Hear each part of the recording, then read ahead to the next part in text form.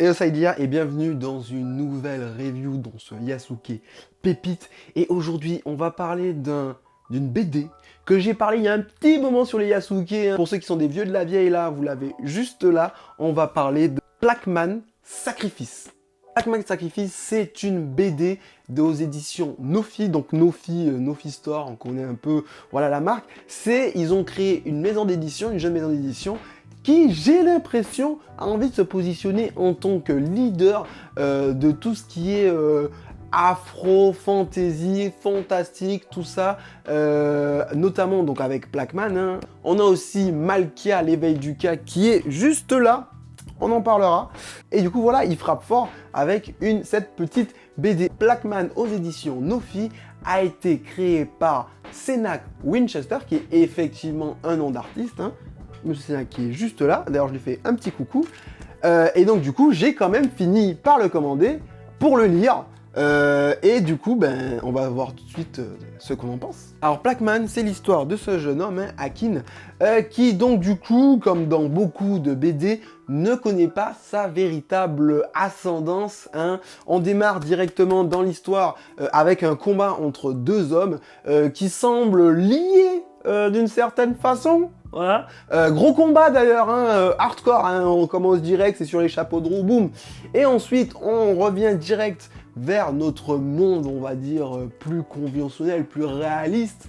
Voilà, donc on a un côté fantastique, on nous prouve dès le début.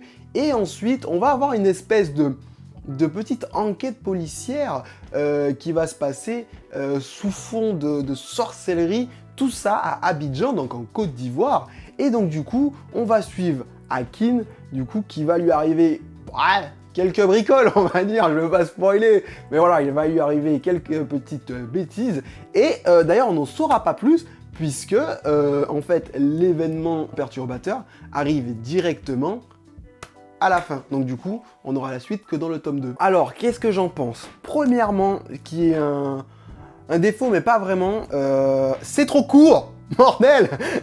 C'est tellement intéressant, ça nous prend tellement dans le truc, parce qu'on a en fait deux histoires. Hein. On a donc le début comme ça, là, avec ces pages qui sont absolument magnifiques. Donc voilà, hop. Le début qui nous donne donc cette idée que, voilà, on va avoir un personnage qui est donc le héros, qui est sauvé par son père, et qui va devoir donc fuir, sans même savoir en fait qui fuit, il va devoir trouver une nouvelle vie. Ensuite, boum, on arrive à Abidjan, une ambiance de fou, parce que voilà, on a ce qui est bien aussi dans ces BD, ce que j'adore, c'est qu'ils utilisent les vrais tics de langage des personnes qui sont donc du coup directement du pays, donc là à Abidjan. Alors on a les petites astérisques qui nous expliquent un petit peu, voilà, chaque mot, qu'est-ce que ça veut dire, etc. Donc on plonge vraiment dans une ambiance. En plus, il y a ce côté, donc on avait ce côté un peu fantastique, comme j'ai dit au début, et ensuite on a cette espèce d'enquête policière, parce que là, le jeune homme, voilà, il passe devant une scène de crime. Alors c'est pas un crime, je crois qu'il y a un kidnapping ou je sais plus quoi. Et du coup, nous on voit que c'est un crime. On sait qu'il va y avoir une enquête policière sous fond un peu de sacrifice, tout ça. Et c'est super intéressant, l'ambiance est folle, etc. Et malheureusement, on arrive à l'élément perturbateur et boum, un peu comme un pilote d'une série, on se retrouve à attendre l'épisode 2. Et c'est exactement ce qui se passe avec cette BD. Tout est très bien fait, l'histoire est aussi entre moments calmes où on assimile les informations et moments un peu voilà, qui va à toute vitesse où l'action elle est là, voilà, on est dedans. Et du coup, ça finit trop vite. C'est presque dommage, mais on a largement de quoi faire, de quoi imaginer, de quoi comprendre l'univers avec ce premier tome. Du coup, niveau dessin, c'est du très bien, hein, c'est de la BD, hein, c'est un mix très clairement entre BD, comics et manga, hein, ce qui commence à devenir un peu le cas dans tout ce qui est afro-dessin, hein, KMT, afro-BD, afro-comics, afro-manga.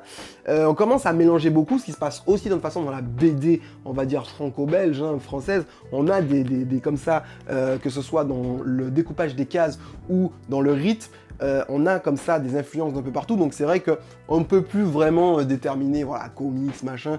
Dans certains, c'est assez facile. Là, comme dans les autres œuvres que j'ai déjà lues, c'est plus compliqué, mais le format est clairement BD.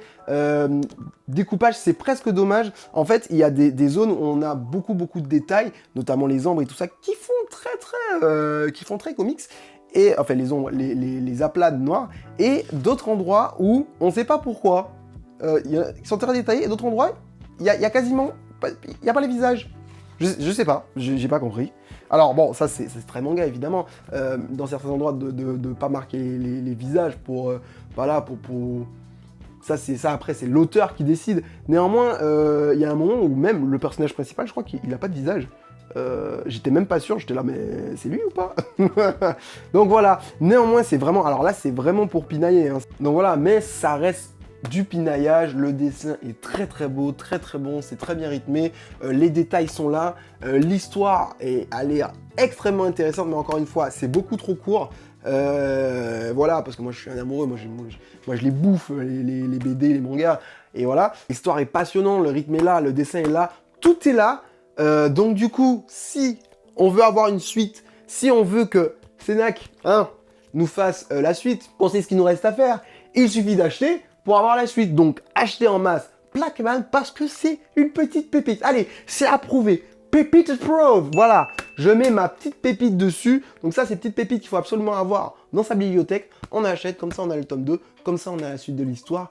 Et c'est carré. Voilà, ça c'est ma petite review sur Blackman. Ça faisait un petit moment que je voulais le faire, donc voilà. Sénac, c'est un bon boulot. Voilà, on valide, on achète, on met dans la biblio et on attend le tome 2. Allez, les bouchis, je vous dis à plus tard.